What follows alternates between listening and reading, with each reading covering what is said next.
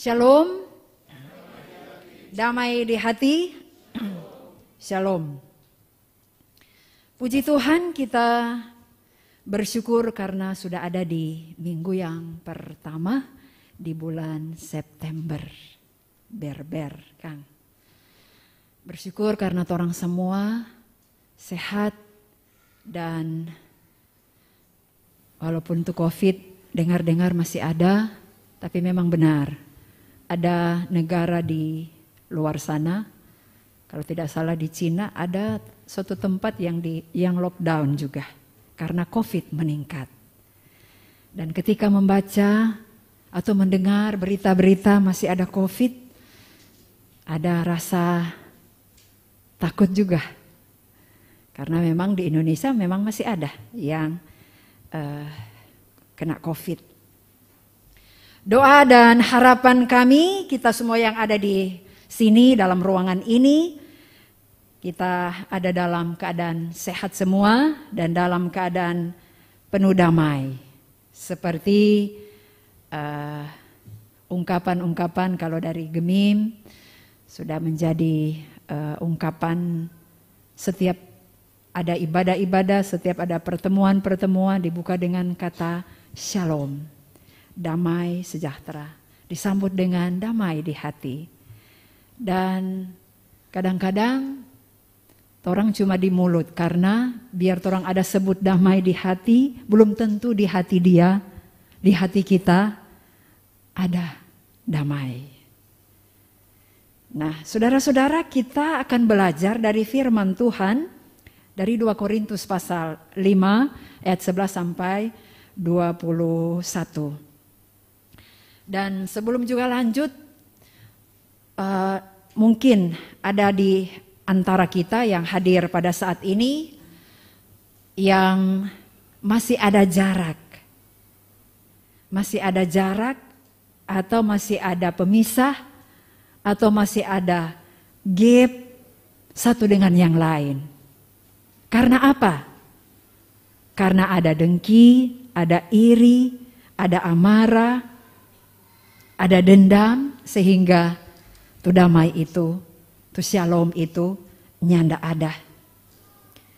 Dan hal ini berarti kita belum damai dengan Tuhan.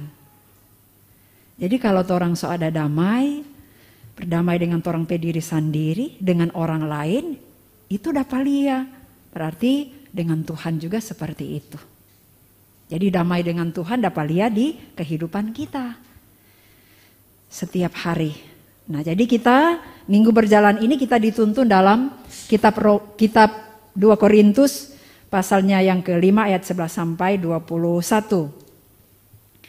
2 Korintus atau surat ini ditulis oleh Rasul Paulus itu pada perjalanan misi Rasul Paulus yang kedua. Jemaat ini atau jemaat Korintus ini, khususnya bagian yang sudah kita baca, ditulis oleh Rasul Paulus karena untuk menjawab pergumulan-pergumulan, menjawab persoalan-persoalan yang ada di jemaat Korintus, antara lain adanya pengajar palsu, dan bagaimana hidup sebagai ciptaan baru. Artinya hidup yang sudah meninggalkan hal-hal yang lama, bertobat. Bagaimana hidup yang didamaikan dengan Allah. Di Korintus, Rasul Paulus menghadapi para lawannya yang menantang kedudukan Rasul Paulus. Karena ada yang bertanya-tanya, dia betul sebagai seorang rasul atau tidak. Kemudian Rasul Paulus juga menegaskan bahwa ia bermegah akan kerasulannya bukan untuk DP diri sendiri, tetapi dia bermegah untuk Tuhan. Jadi pelayanan dari Rasul Paulus. Dia melaksanakan pelayanan bukan semata-mata mau cari nama untuk kemudian. Paulus menjelaskan tentang cara Allah mendamaikan dirinya dengan manusia. Tuhan Allah tidak memperhitungkan dosa-dosa manusia dan menjadikan manusia itu benar di hadapannya. Kita ingat cerita ataupun kisah tentang kematian Yesus Kristus, antara lain yang ditulis sesuai dengan kesaksian dalam kitab Injil Matius pasal 27 ayat 51. Dan lihatlah, tabir bait suci terbelah dua. Itu tabir mungkin seperti ini ya, ada tirai. Tapi dia bahan so berbeda. Tabir bait suci terbelah dua dari atas sampai ke bawah. Dan tabir bait suci ini atau juga tirai ini adalah tirai yang memisahkan antara ruang kudus dan ruang maha kudus. Dan ruang maha kudus itu tidak sembarang orang yang mau masuk. Sudah ditetapkan cuma imam besar yang masuk. Itu pun cuma 1 kali dalam setahun. Dan peristiwa tabir terbelah dua ini adalah sebagai lambang terbukanya penghalang hadirat Allah melalui kematian Yesus Kristus. Dia sudah mengoyakkan tabir dosa yang menghalangi jalan masuk ke hadirat Allah. Jadi kematian Yesus Kristus adalah yang sudah menghancurkan, membelah tabir, pemecah belah. Supaya manusia yang berseteru, bersatu. Dan semua menjadi milik kepunyaan Allah. Tidak hanya terbatas cuma orang tertentu yang mendapatkan keselamatan, yang datang kepada atau di hadirat Allah. Dan jika orang percaya didamaikan dengan Allah, maka akan berdampak juga kepada orang lain. Itu yang kami sudah jelaskan tadi. Saudara-saudara yang dikasihi dan diberkati oleh Tuhan Yesus Kristus, berbicara tentang damai. Kita ingat ada lirik lagu yang dipopulerkan. Benar, sudah menikmati, sudah merasakan damai itu.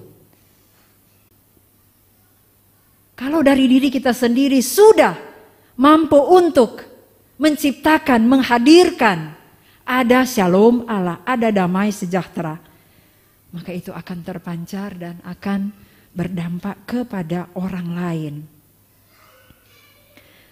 Damai itu sekali lagi dimulai dari diri kita sendiri, kemudian kepada orang-orang yang ada di dekat kita, kepada sesama kita, kepada suami, saudara bersaudara, kepada teman-teman, pelayan dengan pelayan, pelayan dengan jemaat, jemaat dengan pelayan, dan seterusnya.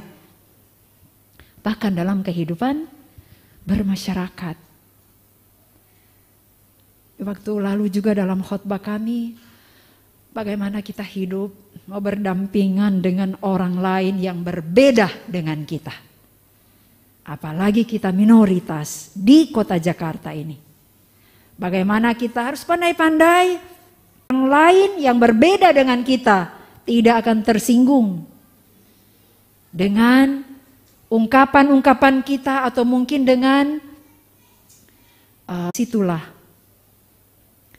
bagaimana akibat dari manusia yang serakah, yang rakus untuk dengan sembarangan menebang pohon, akibatnya orang yang dapat orang yang menderita. Karena apa? Ada banjir, ada tanah longsor dan sebagainya. Jadi yang dimaksudkan di sini damai juga dengan ciptaan Tuhan lainnya, itu contoh. Nah, saudara-saudara, melalui firman Allah ini kita disuruh, kita diperintahkan oleh firman Tuhan seperti yang menjadi tema dalam pembacaan ataupun di sepanjang minggu yang berjalan ini oleh Gemim. Berilah dirimu didamaikan dengan Allah, yaitu pada ayatnya yang ke-20. Berilah dirimu didamaikan dengan Allah.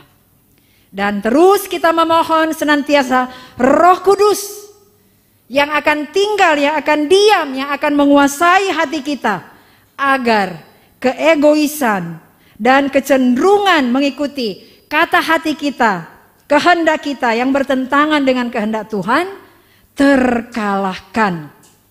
Sehingga gap ataupun pemisah, tembok-tembok pemisah, penghalang yaitu dosa yang menghalangi kita untuk berdamai dengan Tuhan, dengan sesama, dengan alam ciptaan itu tidak ada. Karena dari torang sendiri yang so dengar firman, bagaimana torang mau lakukan ini perintah Tuhan, firman Tuhan dalam kehidupan kita. Berdamai dengan Tuhan. Sekali lagi akan terlihat, akan terwujud ketika kita mampu untuk hidup damai dengan orang lain, dengan sesama ataupun ciptaan Tuhan lainnya. Tuhan Yesus memberkati kita. Amin.